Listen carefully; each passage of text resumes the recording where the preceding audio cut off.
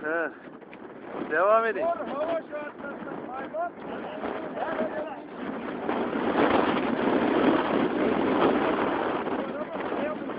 Evet. Evet. Şu anda Ağrı'da gelmiş geçmiş en azılı kayıcılar. Hadi. Hadi lan.